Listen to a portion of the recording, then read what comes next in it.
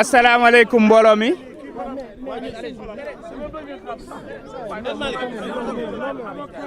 non non non. non non non.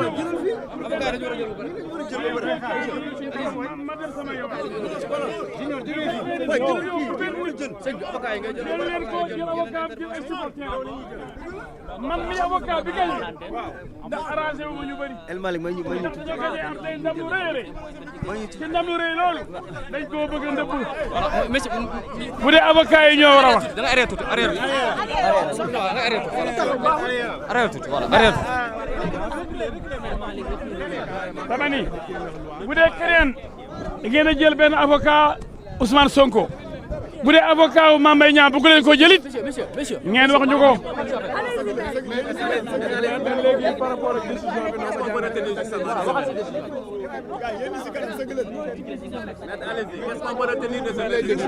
waaw dégloo dama ñuy saboté rek ñi tàmm saboté leen. dama ni mesdames, mesdemoiselles, messieurs les journalistes, nous venons d'enregistrer aujourd'hui une grande et importante victoire.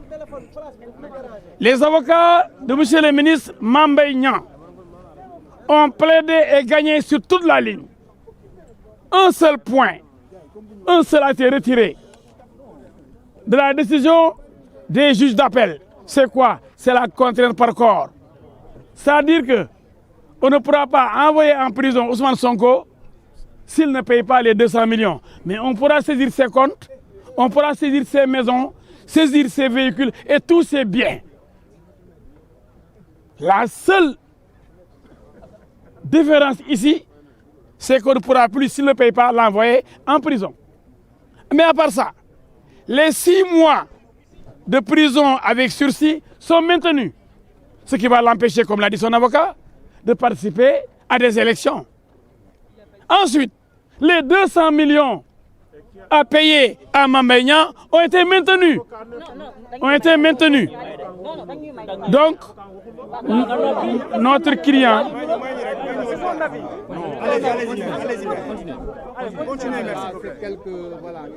Notre client, le sieur Mame Mbaye Niang, doit recevoir de Ousmane Sonko la somme de 200 millions. Cela a été confirmé. Ensuite, on a rejeté l'exception d'inconstitutionnalité qui consistait à demander à la Cour suprême de surseoir à statuer en demandant au Conseil constitutionnel de se prononcer. La Cour a rejeté ce moyen et cette requête nouvelle qui consistait à vouloir obtenir le sursis en tant que dilatoire pour empêcher le verdict qui est tombé aujourd'hui. Par conséquent, nous fêtons notre victoire, une très grande victoire sur quelqu'un qui a pris 1820 avocats. Des Comores, d'Espagne, de France, de Sénégal, pensant pouvoir gagner avec le nombre. Nous avons la qualité. Face à la qualité a triomphé. Les 5 avocats de Mame Mbaye Niang ont écrasé la trentaine d'avocats de Ousmane Sonko. Maintenant, les gens peuvent raconter n'importe quoi en disant « Oui, c'est le peuple ». Moi, j'ai vu le discours de mon ami là, c'est le discours de résignation. C'est mon ami, Siré. Mais quand vous le voyez parler aujourd'hui, mais c'est pathétique. C'est pathétique. On s'en remet à Dieu. Le peuple va réagir peut-être. Mais le droit qui est avec nous. Mais nul ne peut se prévaloir de sa propre turpitude. C'est la règle Nemo Auditure à la fac de droit.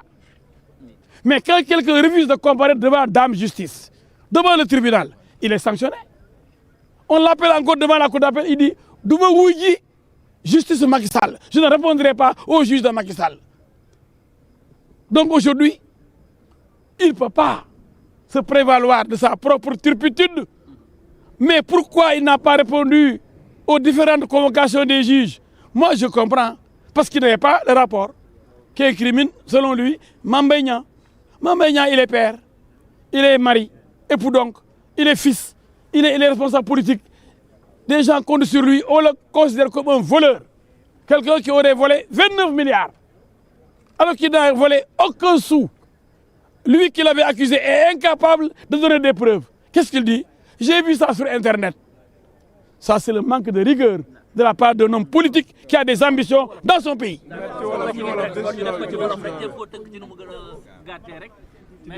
li ma leen mën a wax tey de la am nañ ndam lu rëy a rëy képp kuy avocat Mame Mbaye Niang tey am nga mbégte ndax xeex bi ñu xeex liggéey bi ñu liggéey dafa rafet pourtant junniy avocat la jàllaloon wala téeméeri junniy millions avocat ndax jëlee nañu ay Comores ak France ak ku ma xamul ku ne Espagne ak jël Sénégal jëlee fi wat fanweeri avocat ak nangam waaw ñun nag dañu xam ne qualité moo mën quantité juróomi avocat jànloog ñoom wax dëgg ndax dëgg mooy mujj wan leen kii nga sosal muy baay di ndey di baay di jëkkër am ndey am baay am ay mbokk am ay militant nga ne ko da ngaa sàcc lu toll ñaar fukki milliards ak juróom-ñeent mu ne ah sama der rek dama ko raxas ñëwal fi yoon nekkee fi mbaxara nekkee benn ñëwal ci yoon wane nag fu ma jëlee ñaar fukki milliards ak juróom-ñeent ça parce que bu ma raxasul sama der mun yóbbul ci yoon man dee naa fu waroon ñu ne sàcc bi nga ñëwoo la ci yoon pour nga leeral loolu nga ne wujjoo ñëwoo la nga ne doo wujji justice Macky Sall parce que gëmuloo justice ah ñii wax nga ne man ci internet laa ko gis bu jógee fa internet laa ko gis kilifa day wax lu mu xam waaye internet xam xale yi da ci dugg di saaga ka fen di kàcc rek bu dee loolu boo koy déggee bëgg ci yàq deru borom jabar kilifa ministre nga bëgg ko yàq yàqeet te amoo ci benn preuve yoon rëq sa ndigg tey dañoo rëq ndigg Ousmane Sonko dañ ko dumawaat ndax yaakaaroon na ni soit dañuy yóbbu affaire bi conseil constitutionnel ñu ne ko déedéet yow jàngaloo di yoon mayu la loolu di sa waay da ngaa daanu di nag bu ñëw cour suprême soo fee génn élément boobu muy bu bees tàq moyen nouveau boobu mu jàll ñu ne ko jógeel fële mu ne léegi bëggatul atte bi ñu dawal ko atte bi dañ ko war a cassé ñu ne ko atte bi jaar na yoon 6 mois jaar na yoon 200 millions yi jaar na yoon lépp témoins yi ñu entendrul jaar na yoon juge bi booy décider yow association bi jaar na yoon yow kay yaa lànk bañ doo wujji di daw di dëbboon teg huissier ku la ngay làq fu ne ndax ragal ndax xam nga ne boo demee sa gàcce la ndax la nga waxoon du dëgg te mënoo ko firnde ñu di ko nekk di ko firnde ko rek Olof Njaay mu ne ku mos jàkkaarloo xam ne jëw a neex Olof Njaay mu ne ku mos jàkkaarloo xam ne jëw a neex nangul jàkkaarloo Mame Mbaye Niang xam ngeen ne Mame Mbaye Niang mosul tardé audience première instance ak appel yëpp waaye kan moo daw ku jël avance ba pare daw Sonko la bi loolu amee yoon ni ko da ngaa daw yow amoo looy wax di yow yaa yàq deru dit ba pare ñu ne la kaay sala sama der kaay mu leer nga daw yaa yàq suma der ne dama sàcc 29 milliards ma yóbbu la ci yoon ñeme woo ñëw ndax yore woo dara lu mun a firnde say wax. ci wàllu contrainte par corps. léegi nag fenn rek la gagné ay avocat mooy contrainte par corps mooy bu fayul ñu yóbbu ko prison juge bi nee na ci diffamation boo fayul du la yóbbu prison mais mën nañ saisir sa kër sa oto say compte bancaire loolu am ñu nangu ko prison daal xam nga boo demee loxo jàmbur ñu condamné la ak contrainte par corps boo fayul dañ lay yóbbu prison boo yu mel noonu boo sàccee